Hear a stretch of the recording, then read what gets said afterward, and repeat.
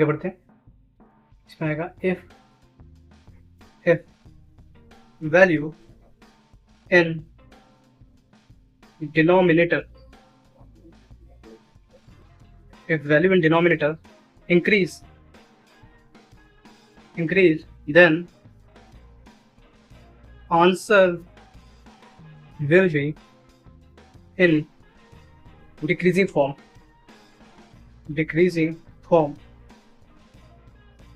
Example जैसे 1/x लिया equals to ये y है, ठीक है।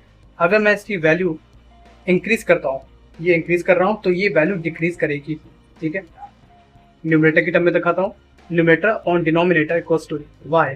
डिनोमिनेटर की वैल्यू मैं डिक्रीज कर रहा हूँ तो इसकी वैल्यू इंक्रीज करेगी, इनवर्सली प्रोपोर्शनल होते हैं। अब न्यूमरेटर ऑन डिनोमिनेटर, अब डिनोमिनेटर की वैल्यू मैं डिक्रीज कर रहा हूँ और न्यूमरेटर की वैल्यू इंक्रीज कर रहा हूँ।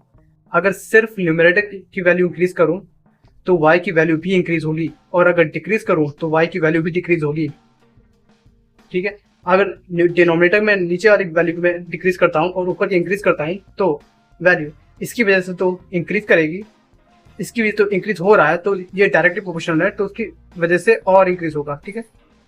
डायरेक्टली होता है और ये इसका साइन होता है इनवर्सली प्रोपोर्शनल, ठीक है।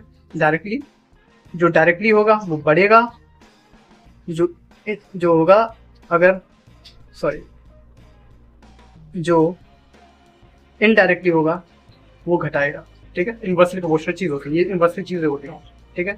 आप एक और कुछ मैंने वैल्यूज आपको बताई थी पहले, आपको शायद थोड़ा एक बार रिवाइज करा देता हूँ।